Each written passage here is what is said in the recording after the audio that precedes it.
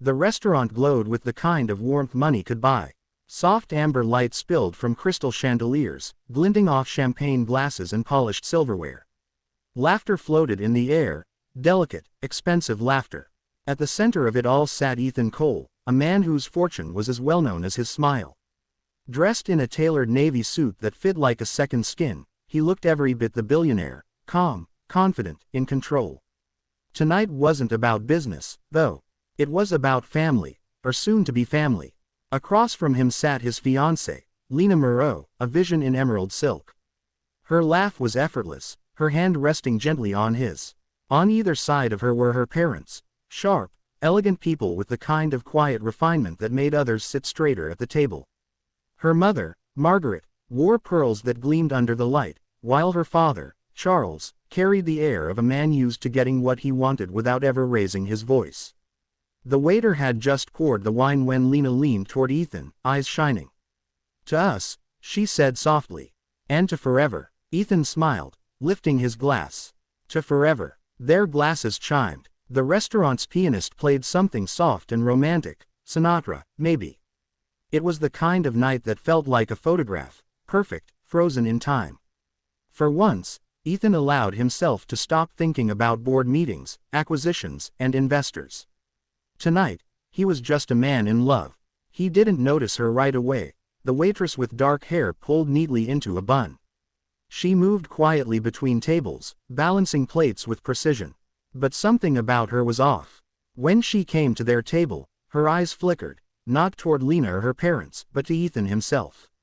For a second, she hesitated, as if she wanted to say something, then forced a polite smile instead. "Good evening, sir. Would you like to start with the truffle risotto or the house special?" she asked. Ethan gave her a courteous nod. "The house special, thank you." Her hands trembled slightly as she wrote down the order. He noticed but dismissed it. She must be nervous, he thought. People often were around him. The billionaire, the face on magazine covers. Still, there was something in her eyes he couldn't quite place. Fear, maybe, or warning. Lena chatted about the wedding plans, the venue in Tuscany, the designer she'd chosen for her gown. Her parents chimed in approvingly, their voices smooth and reassuring. Ethan played along, laughing when expected, though his gaze wandered back to the waitress as she disappeared into the kitchen. When she returned with their appetizers, her composure had cracked further. Her breathing was shallow, and her eyes darted nervously around the room. Ethan watched her closely this time. As she placed a plate in front of him, her fingers brushed his sleeve, intentionally. He looked up, and their eyes met. Her lips moved almost imperceptibly. "Please." Just that one word, barely audible. Then she straightened, forcing a smile, and hurried off. Ethan sat frozen. The word echoed in his mind. Please. Please what? He glanced toward Lena. She was too busy showing her mother a ring design on her phone to notice. Charles and Margaret were sipping wine, completely at ease. He turned his attention back to the waitress, who was now at another table, pretending to adjust cutlery while stealing quick glances his way. Something about her urgency unsettled him. She wasn't a fan. She wasn't flirting. This was different. For a brief moment, the background chatter of the restaurant seemed to fade, replaced by the low thrum of his pulse. Years of corporate instincts told him when something wasn't right, and this felt wrong. He forced himself to relax, to smile, to pretend he hadn't noticed anything unusual. Yet a sliver of unease had settled in his chest, sharp and cold. He couldn't shake the feeling that beneath this perfect dinner, something dangerous was stirring, something that had just whispered please into his life. The evening carried on with polished grace, but Ethan could no longer taste the food or follow the conversation. His mind kept circling back to the waitress, that one fragile word she had breathed out like a prayer. Please. It was too deliberate to be a mistake, too quiet to be casual. He tried to focus on Lena's laughter, on the soft music, on the rhythm of normalcy that surrounded him, but unease coiled in his stomach like smoke he couldn't clear. The waitress returned, balancing a tray of wine glasses. Her face was pale under the golden light, and when she leaned toward Ethan to refill his glass, he caught the tremor in her hand. The faint clink of the bottle against crystal felt unnaturally loud. She bent slightly closer, her voice barely a whisper. Sir, she said, so softly that it almost vanished beneath the hum of the piano. "You need to leave, now." Ethan blinked, unsure if he'd heard right. "Excuse me," he murmured, keeping his tone low. She didn't look at him this time. Her gaze stayed fixed on the wine as she poured. "Please," she whispered again, her lips barely moving. "You're in danger. Don't ask questions. Get up and go." His pulse jumped. He almost spoke again, but she moved away before he could. Ethan sat motionless, the smile frozen on his face.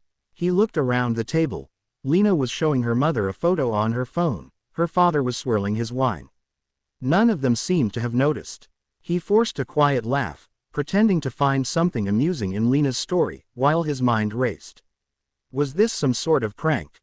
A setup? He'd been in enough negotiations to know when someone was bluffing, and that waitress hadn't been. Her fear was real. Ethan's instincts, honed from years of surviving ruthless business rivals, whispered the same thing: something's wrong. He reached for his napkin, dabbed his lips, and smiled.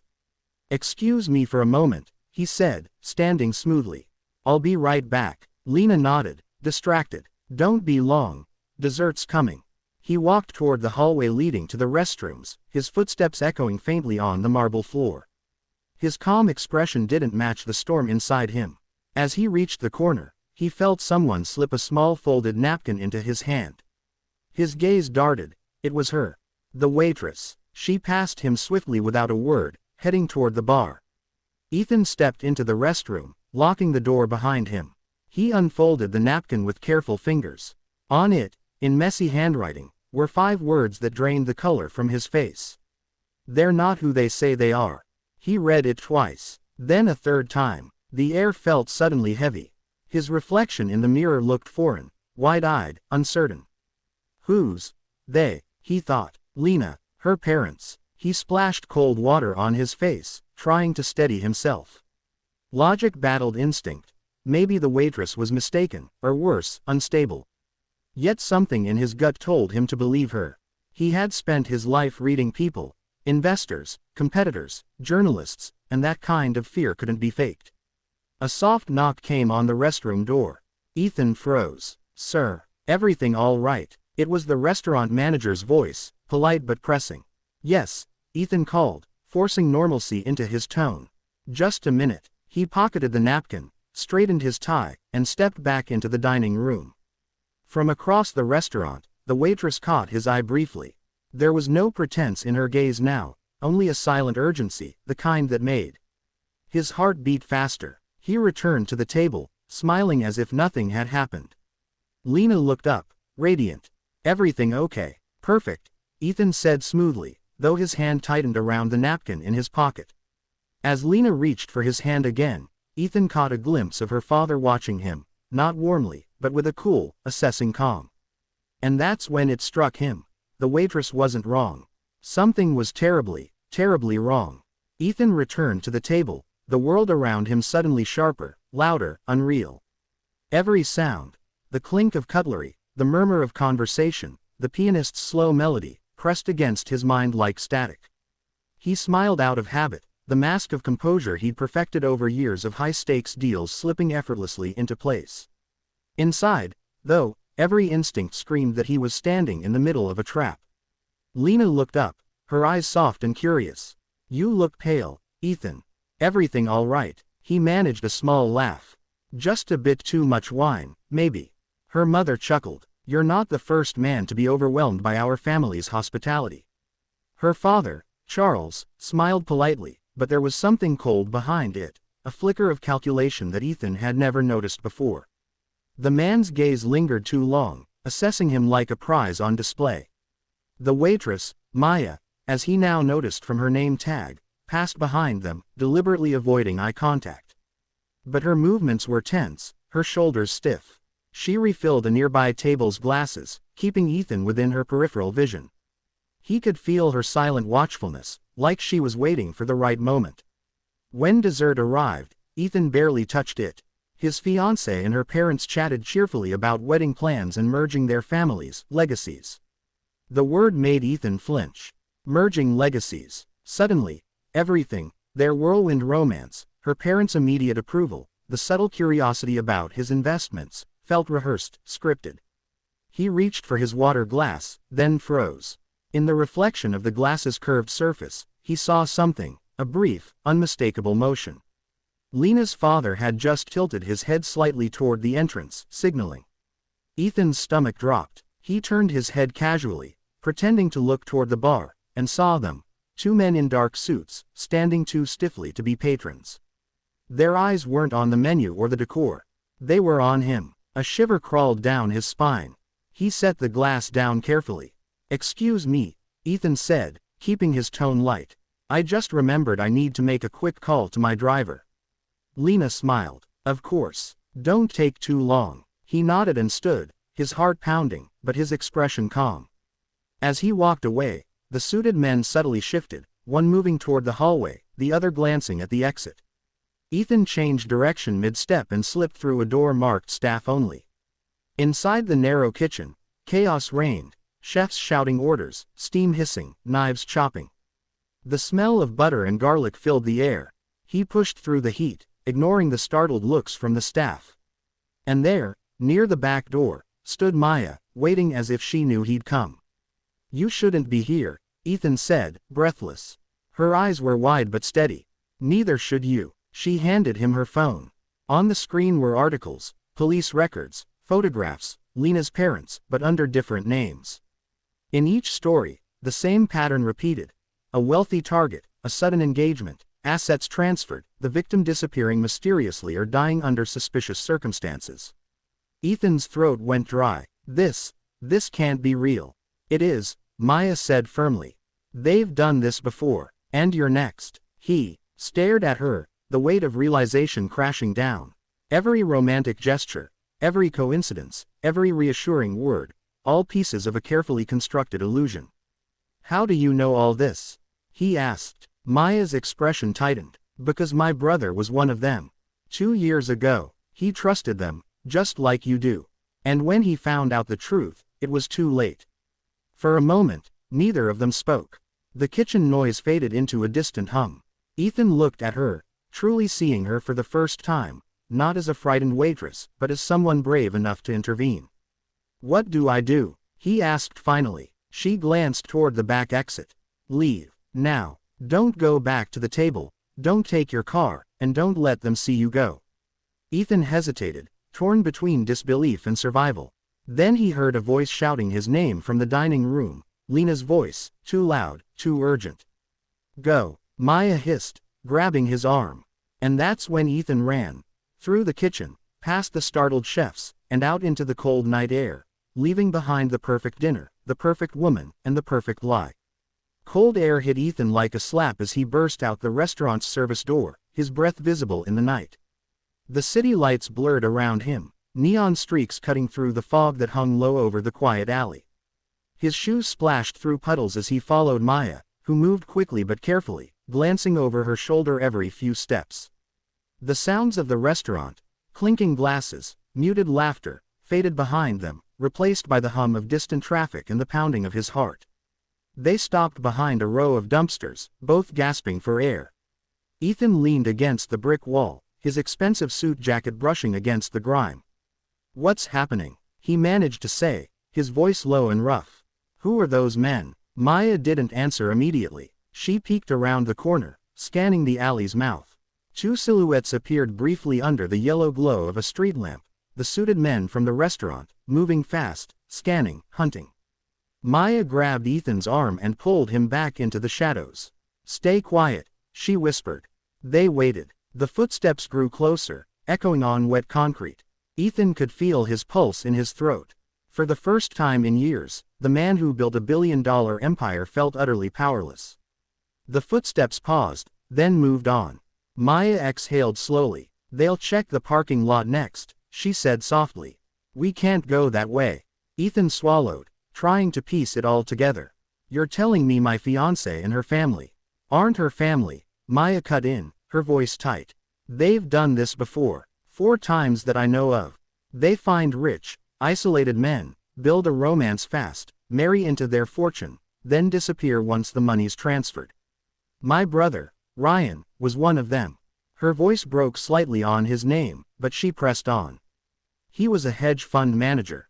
Met Lena 3 years ago, same woman, different name. He proposed within months. The week before their wedding, he vanished. Police ruled it a suicide. But I knew. Ethan stared at her, his mind reeling. Why didn't you go to the police with this? I did, she said bitterly. No one believed me. She's careful. Changes her identity, moves countries. I only found her again last month when she started showing up in the society pages with you. Ethan's breath caught. Everything. The chance encounter at the gala, the instant chemistry, her eagerness to meet his family, the speed of their engagement, suddenly snapped into horrifying focus. It wasn't love, it was a setup. He turned toward the alley's exit, every nerve on fire. We have to go to the police now. Maya shook her head. Not yet. They probably have someone watching the front. If they see you alive, they'll panic and run. You can't just accuse them. You need proof. And how do I get that? Ethan demanded. You already have, Maya said. I recorded everything from the kitchen cameras. You just have to stay hidden long enough to make sure it gets to the right people. A car engine roared nearby, making both of them flinch. Maya peeked again. Lena's father's black Mercedes was pulling out from the valet area, slowly circling the block like a predator searching for its prey. Ethan pressed a hand to his forehead, feeling the adrenaline crash into cold clarity. I can't believe I didn't see it. They're experts, Maya said quietly. You weren't supposed to. She pulled out her phone, typing quickly. My cousin's a detective. We'll meet him 2 blocks over. After that, you go dark. No cards, no driver, no phone. They'll track you. Ethan nodded numbly. The reality of it all weighed on him like a stone. The betrayal, the danger, the narrow escape. As they slipped through the maze of side streets, the restaurant lights fading behind them, Ethan glanced at Maya. Why did you risk this? If they found out. She met his eyes, her expression weary but resolute. Because my brother didn't get a second chance. You did. They reached the corner, where a single cab idled, engine humming. Maya motioned for him to get in. Ethan hesitated, one last time looking back toward the glow of the restaurant, the place where his life had nearly ended. As the cab pulled away, he looked at Maya beside him, still clutching her phone with trembling hands. Outside, the city blurred past in streaks of light and shadow. Thank you, he said quietly. Maya turned her gaze toward him, eyes glistening. Don't thank me yet, she murmured. This isn't over. They'll come looking. Ethan stared out the window, jaw set, the billionaire mask gone, replaced by something harder, colder. Then they'll find I'm not as easy a target as they think. The camera lingered on their reflection in the cab window, 2 unlikely allies, bound by danger and loss, as the night swallowed the city behind them. Fade to black.